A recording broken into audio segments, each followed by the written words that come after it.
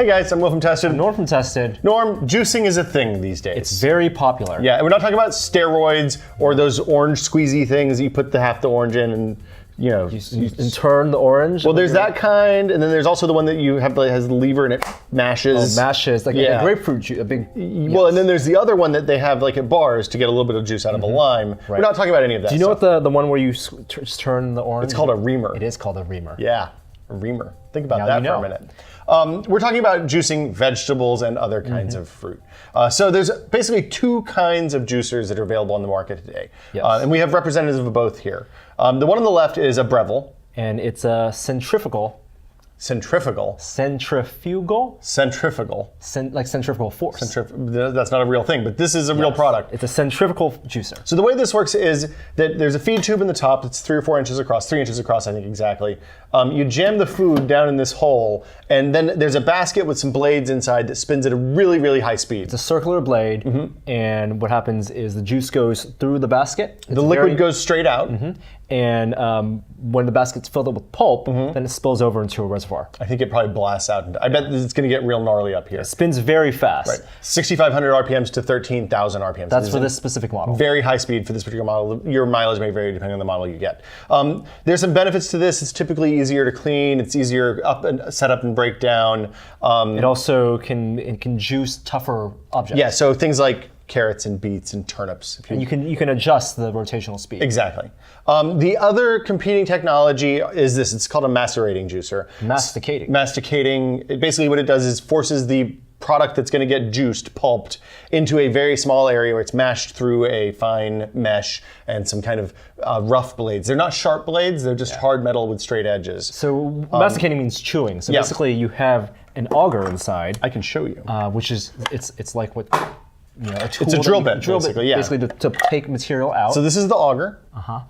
It rotates at a very slow speed, where that turns at 6,500 to 13,000 RPMs. This runs at about 80 to 100 RPMs. But it's very, very high torque. It's a very strong motor. So the vegetables come down this hole, get caught in these blades, pushed forward into this guy, and you can see there's some blades inside here, and then there's a fine mesh that the juice will come out. There's a couple of different ends for this kind of juicer. Typically, this one comes with a juicer that has a strainer end. There's also ends for making pasta and things like that, because it's basically the same motion if you want to make, say, linguine or fettuccine or something like that. And so the centrifugal juicer will juice faster, but the masticating juicer will actually get more juice potentially. So yeah, we were looking at these. We read reviews on a bunch of different sites. The Wirecutter review rounds up all of the different reviews relatively well. Basically, they say if you want to do fruit and vegetables and hard stuff, the centrifugal one is okay, but there's a fair amount of waste. And the Breville one is a fine model for that. Exactly.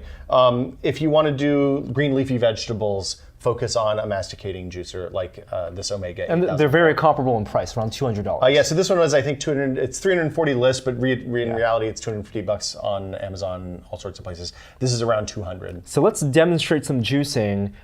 Let's just use some fruit, because fruit has a lot of juice in it, and people like, they make orange juice or apple juice at home, and we want to compare how much liquid you actually get. So again, neither of these are really optimal for juicing oranges, but yeah, the reputation is that with the masticating, you'll get better yield than you will with the centrifugal. So we've prepared some stuff. We have about 240 grams of orange, I think. 260 grams of oranges in each. And let's start this. I'm going to set the Breville juicer to mode 2, which is citrus. Juicing, level 2. And it can get a little loud. I'm going to demonstrate how loud this gets actually by turning it on. Sounds like a big fan. It's like a big fan, big vacuum. And if you look down the tube, you can actually see it's spinning very fast. Okay, so let's start at the same time. I have a plunger here to push. You don't put your hands down in the hole. No, definitely don't do that. These are both kind of scary, because if you get your hand stuck in here, bad things, man. Wow, that is violent. Holy cow. Already coming out the side.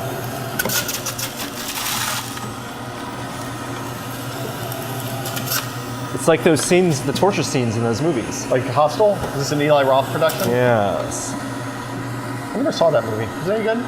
Not very good. Oh. Thanks, Joey.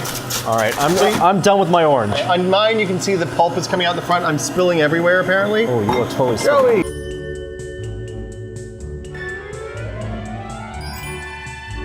So we had a little bit of a spill, but everything's fine. Which is a good thing to note because you need to make sure that your containers are because ideally you need 2 containers. I forgot this. You need one to catch the pulp on the masticating, and one to catch the juice. And they come out at different rates. The pulp comes out in this front hole. You can see there's pulp in there right now. It's kind of poopy. It's fibrous. And that's a lot of fiber. Yeah. Do you taste a lot of juice left in there? It tastes like the remainder of it. No, it doesn't taste good. It tastes like everything. It tastes like peel and seeds. Basically. And if I look at the pulp inside the centrifugal juicer, it looks very wet. Yeah, it looks like something you could dump that into that orange juice and call it Grove Stand and charge $2 more a half gallon for it. So you can see the pulp comes out and it's pretty dry here. There's a strainer that you put on top of the catch if you want. It's optional, and that'll pull out any big pieces that make it through. But even with the amount of juice that got soaked up by the paper towels, I still ended up with a pretty okay glass out of 1 navel orange, which is not bad. And this is very frothy. It spins, and so it oxidizes the juice. Yeah, so that means that there's more time for the liquid to come in contact with the air, which theoretically can break down nutrients. I haven't seen good science either way on that, but the consistency looks a lot different between these 2 juices. I don't know if you can pick that up on camera, but yours looks like Tropicana from concentrate, and this is nice and bright orange. It's still, both are much better than Tropicana or anything from concentrate. I'm gonna have a taste as well. That is really good juice. You want to trade? You're not gonna trade. All right, well, how are we gonna know? I'm not sharing juice with you. We should have had shot glasses. So here we have about, what, 200 grams of carrots, I said? Yep, the same amount of carrots in each of our glasses. And we're just gonna go juice it. I'm gonna set this to a higher spin speed. Okay, I'm gonna set mine to on, again, same speed. Now you also have on and reverse. That's if it gets jammed up, you can back stuff out. It makes it a little bit easier. And again, I'm being really careful to use my plunger. Yeah, you can get a reverse on your body if you eat the right food. Let's kind of see how long this takes, because I'm interested. I think yours is gonna be a lot faster than mine this go around. Absolutely.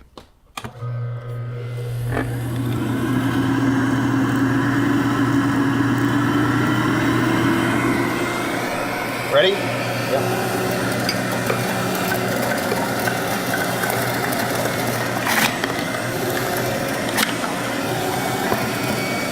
Oh, I lost a carrot.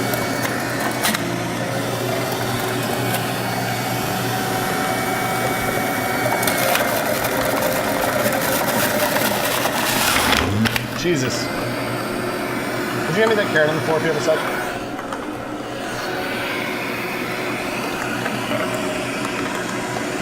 Damn it, I lost another carrot.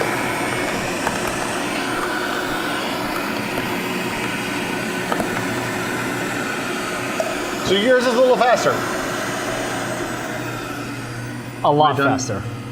We finished it about the same time. I was done much earlier. Okay, now let's open this up and let's get the pulp out from here, because I want to see what the difference in pulps look like. Yeah. This is dry, flaky. I mean, if you taste it, there's a hint of carrot taste there. This is probably the most dietary fiber I've ever eaten in one bite. You want to try the pulp one? Yeah, I'm going to take some pulp out as well. This also looks very, very dry and fibrous.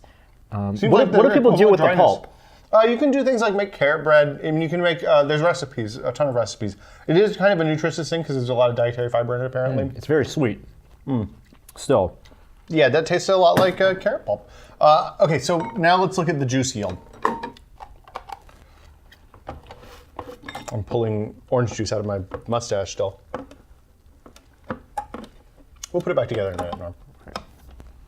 Okay, I have carrot juice. I too have carrot juice. Same amount of carrots. I'm using the same glass again. There's my yield. Nice, lovely, bright orange color. You again have some foam on top of yours, Norm. You have a lot of stuff still in the bottom there. I'm gonna use a different glass.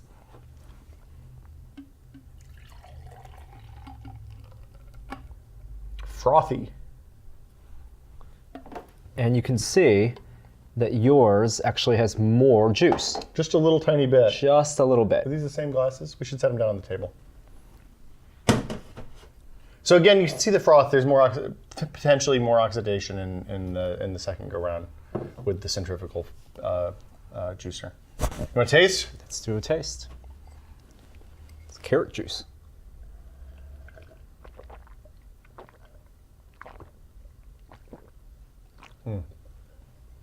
Still tastes like carrot juice. Yeah.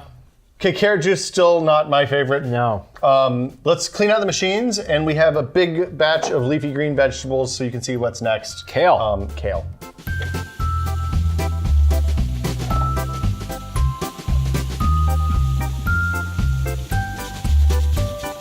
Next up, Norm, kale. It's the wonder veggie. I bought this kale in bunches at my grocery store. It was about $3 a bunch. So this is about half a bunch each. It's about 120 grams of kale. I like to take kale and cut it into circles and toss olive oil and salt and pepper on it, and then bake it until it's like a potato chip. Crisp. It's very good. Yeah. You can also ingest it as a juice. You can eat it raw. I just had some raw a minute ago. It's delicious. But yeah, it is a juicing additive food. Now this is where the difference between the masticating juicer and the centrifugal juicer will probably show. The masticating should theoretically be much better at extracting juice from leafy greens than the centrifugal. But we don't expect a lot of juice either way. Yeah, we're not going to get a half gallon of juice either way. Time to fire up the juicers. Let's see how this goes.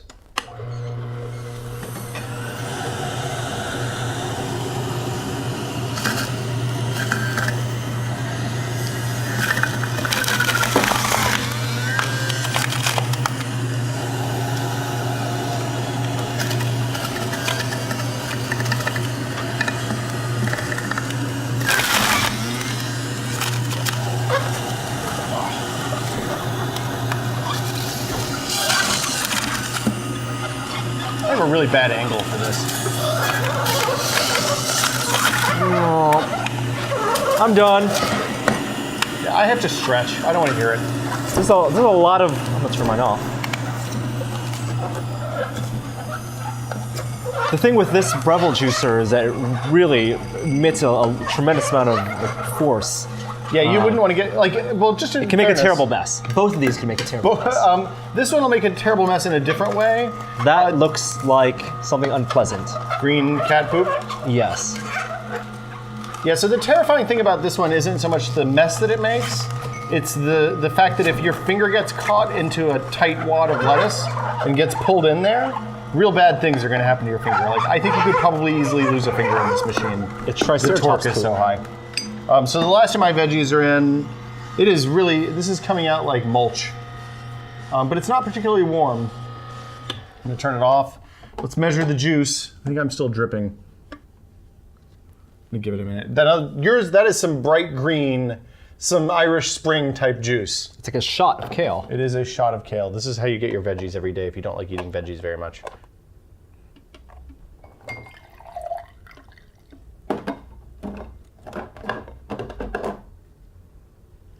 That's a fair amount of juice. It's actually a lot more than I expected. 100 grams of kale, 120 grams of kale. Here, I'm going to dump mine out here. I think we're measuring into two different kinds of glasses, so this is probably the worst way imaginable to measure. But yeah, there's a lot more there, even if they're two different glasses. A little over half. Yes, same source material. That means there's a lot more waste with the centrifugal. For leafy green vegetables, again, the difference in the carrot and the orange was a little bit less pronounced. You want to taste? Absolutely. Wow, that tastes like mowing the lawn. Wow, I feel so energized. I have the strength of 5,000 tigers. What can you lift right now, Norm? Juicing. What can you lift? Oh, what can you lift? I can lift this entire table. I just want to flip it over. Lift it, flip it over. Oh, I want more juice. Let's make more juice. Let's more juice. Okay, so a couple other things that you can do with the masticating that don't really work well in the centrifugal. Wheatgrass. If you're into wheatgrass shots, which if you're that type of Jamba Juice guy, if you're into that, if you want to get some boosts, then put your wheatgrass in here. It doesn't work as well with the centrifugal, if at all. I've never tried that. I couldn't find any this morning, or we would have already. So leafy vegetables, best with them, the masticating, yeah, and kind of hard stuff. Yeah, apples, and carrots. beets. And pineapple works great both, but yeah, the hard stuff works great in the centrifugal. I mean, honestly though, I found that the masticating does a good job with the beets. It's a little scary, and the whole thing kind of hops around. This is a really heavy machine. And the real big lesson learned, though, as you could see, is that it creates a big, giant mess. This is an unbelievable mess. I'm gonna just take this off right now, and I want to show you what's inside here. Like, it is super gnarly, and this is like my next 20 minutes, pretty much. So buying a juicer and a masticating juicer is a commitment to not only juicing, because you have to buy the fruits and vegetables. Yeah. Some people get them delivered, but cleaning it up afterwards. So while the actual juicing will take 5 to 10 minutes, cleaning will take another 15 minutes. Yeah, and especially with the masticating, the way the screen works, it gets clogged really easily. And you have to take it off. It comes with a little brush with a scraper end, so you can scrape stuff off if it gets jammed in the screen. In order to make this spending $250 on this worthwhile, you have to literally make 200 servings of juice. Versus going to your local store and buying it from somebody who's locally producing the same kind of processed vegetable juice, unprocessed vegetable juice rather. So the other thing is the shelf life of the juice. Yeah. I've taken juice that I've made with the masticating juicer, let it sit for 3 or 4 days. It's not as good in the second and third day, but it's still okay. Refrigerated, obviously refrigerated. Yeah, with the centrifugal, because of the amount of air that's introduced in the process, you probably don't want to do that. It's not going to have as long a shelf life. Drink it in a day or two. It's an easier cleanup and an easier setup. Yeah. You don't get quite as much material out of the fruit, so if you're worried about wasting and stuff like that, then that is a concern. If you're going to use the pulp for cooking, though, my hunch is that the centrifugal pulp will end up actually being better. And it has more moisture. You've had this for a while. Do you use it on a regular basis? So the juicing experience, as I have lived it, is that I used it a lot for about a month, and then I needed room in the kitchen for something. So it moved into its box in the garage, where it has remained for the last 11 months. So it really is a commitment. It is a fair amount of trouble to set up and break down. Actually, getting the vegetables and storing them, you really have to go to the grocery store or juice the stuff that night, because if you let it sit in the fridge too long, if the kale starts wilting, the spinach starts wilting, it's not going to be as good, and you lose a lot of the moisture that's going to make the juice awesome. So literally, you go buy the stuff, juice that night, bottle it up, and then drink it over the course of a 4 or 5 day period. Or if you get one of those big boxes from a farm co-op that they bring to offices and stuff, I could see that, because then you just take everything that comes into that, jam it in the juicer, and go crazy. It's not for everyone. If you want to get into juicing, find somebody that sells juice in your area and buy it from them for a while. It can taste really good. Look for recipes online. It does make you feel pretty good. I feel pretty awesome. Yeah. I mean, I don't feel super awesome. Maybe 4,000 tigers. We do have a lot of vegetables and fruit left, so I think it's finished by just making some juice and drinking it. Great. The other thing I would add is if you want to make, if you want to get cucumber juice and unusual juices for making cocktails or drinks or something like that, then this is a great way to do that. Either one works. The centrifugal is probably easier to set up and take down, which is probably more what you're interested in than wastage and getting nutrients for that use. Cool. So yeah, let's make some juice.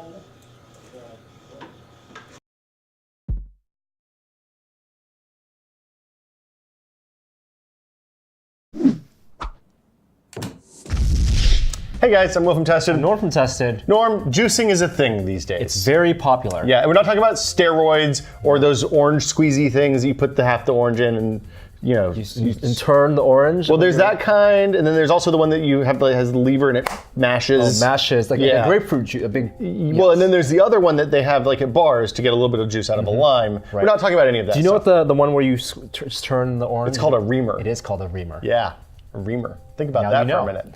We're talking about juicing vegetables and other kinds of fruit.